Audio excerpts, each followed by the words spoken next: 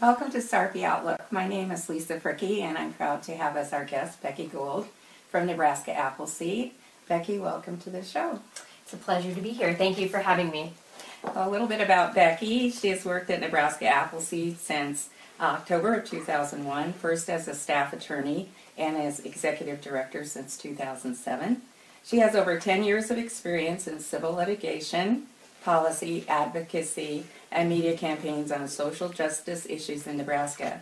Becky also serves on the board of directors for the Center for Rural Affairs. So again, welcome, and let's get started. Great. First question I have for you, Becky, is what specific issues inspired the creation of Nebraska Appleseed? So we were started in 1996, and at that time the country was going through welfare reform and really trying to figure out how to make public programs that are designed to address poverty work better. And the state of Nebraska was going through its own version of welfare reform. And so Appleseed came into being in that environment, and our first big project was to work on welfare reform in Nebraska and to figure out how the programs that were designed to address poverty, and specifically the Aid to Dependent Children program, could be redesigned to work more effectively. And there were lots of pressures to move to a welfare to work model. That was the conversation at the national level. But one of the priorities, and I think one of the things Appleseed is most proud of, is that in Nebraska we didn't just focus on welfare to work, but we also focused on the importance of education. And we were one of the first states in the country to really make sure that folks on the cash assistance program, Aid to Dependent Children, could do education activities as a path out of poverty. So that was one of our first big issues, and it's been an issue that we've continued to work on over the years and further broadened access to education and training for low-income families in Nebraska. And I think that's been a great legacy for Appleseed, but also something that's really benefited our state over the long term. I would agree. Education, after teaching for 36 years, I think that component is a very important part. So I'm really glad that that's included now. I looked up and it says that Appleseed's motto is stand up for justice. Mm-hmm. What issues are being addressed now that put that motto into practice? Yeah, there's a lot of issues right now that we're working on as an organization. So I mentioned our work to try to address poverty, but we actually have 4 programs within Appleseed. And so one is our economic justice program that is focused on the variety of ways that we can really reduce poverty in our state. We also have a child welfare program that looks at our foster care system and how that's working, and in some cases not working for families. And so we have an array of work in that area. We also do a lot of work on healthcare issues. We have a healthcare access program, and making sure that all Nebraskans have access to quality, affordable healthcare when they need it. And then we have an immigrants and communities program that looks at our immigration system and how that's functioning and not functioning for us as a state and a country. And also looking at a community level. How are we helping folks who come to our state become an active part of our community? So we have those sort of broad categories of work. And within them right now, you know, the big issues are access to driver's licenses for young immigrants. It's an issue that we've worked a lot on. It's an issue that is pending in the legislature, and appears that it will pass, that we will stop being the last state in the country, you know, that's denying driver's licenses to young immigrants. And that's a great thing. It doesn't make sense to have folks have work permits and then not be able to get to work. Exactly. So you think that's going to pass?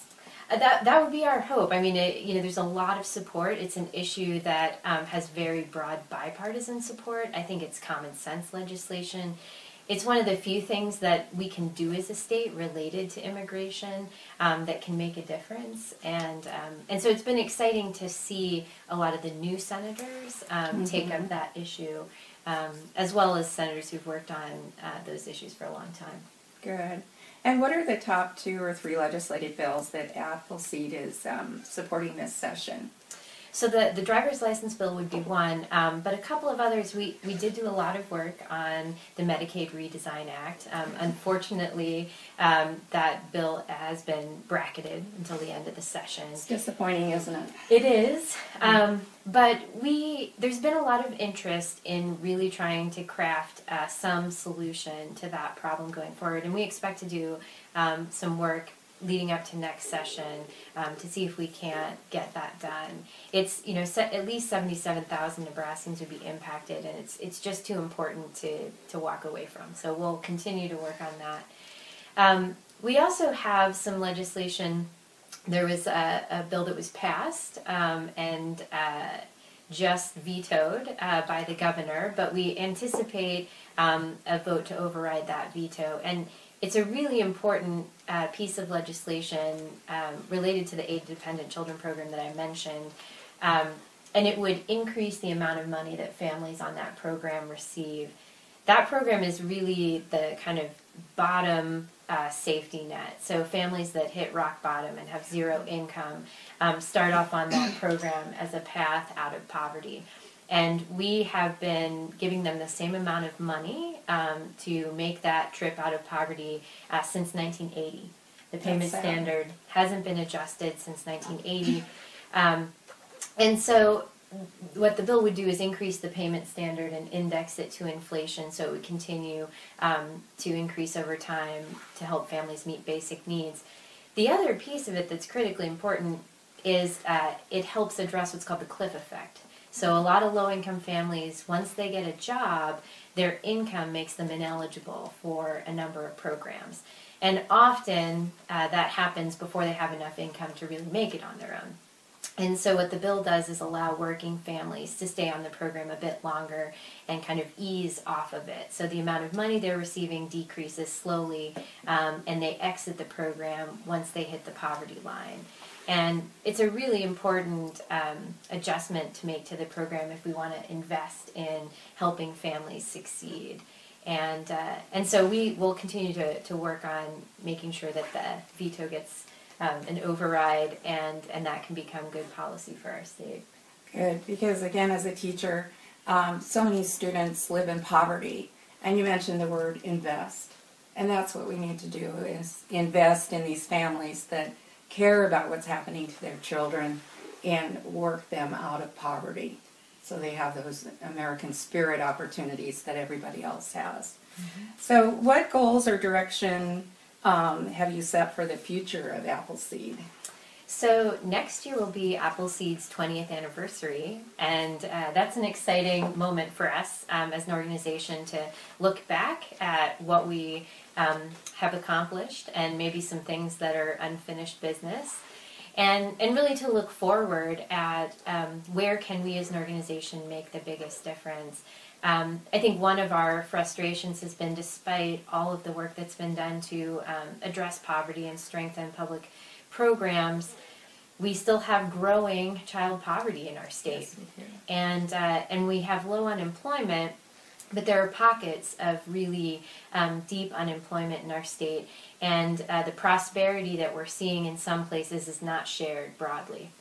And so I think we still have some work to do to focus in on, what's driving that increase in child poverty, and how do we do better as a state for our kids and for families. And then really looking at those pockets of deep unemployment and how can we do better at opening up real economic opportunity for all Nebraskans. So I think that's one of the big issues. We're also really concerned about our child welfare system and its continued progress. We've been doing some work around working with the Native community in Nebraska and the overrepresentation of Native kids in foster care, and how we can do better at reducing those disparities. Healthcare is going to continue to be a key focus for us. You can't work effectively, you can't take care of your kids if you're not healthy, and we still have, at this moment, 77,000 Nebraskans who can't access our healthcare system. And so that'll be something we continue to focus on. And, it's one of the challenges or frustrations that we talk about a lot, we've been working for comprehensive immigration reform now for far too long. And that's something that, I think really needs to get done within the next, year to 2 years. I would agree. It's holding our country back. It's hurting a lot of families. And we know what the solution is. It's, just whether we have the political will to get it done. And so we're going to continue to try to encourage our leaders in Nebraska to be leaders nationally on that issue and press for a solution. Good, because it needs to be taken care of for the good of our state and the country. And so, first of all, congratulations on 20 years of nonprofit great work. Thank you. It's greatly appreciated. How does Appleseed decide which issues to solve through the court versus the legislature? Yeah, so I haven't talked a lot about the different strategies we use at Appleseed, but we do litigation work. We have 7 lawyers on staff. The kinds of cases that we'll take are cases that the end result of that case will be to change a policy or a law. And so we aren't doing kind of direct representation with an individual and helping them resolve their issue. We're kind of looking at laws and policies that are hurting a large group of people and then going to court to try to change that. So right now we have a case where we're representing kids who have autism and developmental disabilities who've been denied access to behavioral therapies to treat their conditions. And if we're successful with that case, it will change policy within Nebraska's Medicaid program to open up access to those therapies. And that's really about, setting those kids up for the brightest future that they can have. And I think that's important. Yeah. Really important. So thank you for doing that. Yeah. If someone wants to get involved in Appleseed, how do they go about doing that? What opportunities are there, and who do they contact? Sure. So we love to work with folks all across the state at Appleseed, and there's lots of different ways that you can get involved. One of our favorite things is when folks join us in getting engaged in the political process and talking to their senators, developing a relationship with the policymakers that represent them, and weighing in on issues that are important to them. So one of the ways that you can connect with Appleseed, we have an email list that you can sign up for where you'll get information about what policy issues we're tracking and how to get involved in talking to your policymakers about that. So it sends out email alerts to you and provides background information about the key issues that we're following. Our website at Appleseed is neappleseed.org. And if you go there, there's a host of information. There's also a tab where you can sign up to volunteer with us. And volunteers with Appleseed get to do a range of things. So we have student volunteers, undergraduates, graduates, law students, and they're engaged in doing research, helping to work on projects, going out into the community and helping folks at a community level get engaged. So there's lots of ways for students to get involved. And then for folks who are, out in professional careers but want to, get involved with Appleseed, the engagement piece, getting involved in issues is one way. Another way is to actually just sign up to be a volunteer for us. We do phone banks, we do events in the community, and it's really great to have community members helping with those activities as well. So I really encourage folks to go to our website and to sign up to be a volunteer or just to get to know us a little bit better. And we always are excited to have folks reach out and let us know they're interested in being involved. I want to echo what Becky said about getting involved and invite all of you to volunteer and go to the website. And she also mentioned getting involved in politics to let your voice be heard. That's important in any organization, and especially with Appleseed. So I want to thank you for joining us today. I know how busy your schedule is. So let's get out there and volunteer, people. Thank you. Thank you for having me.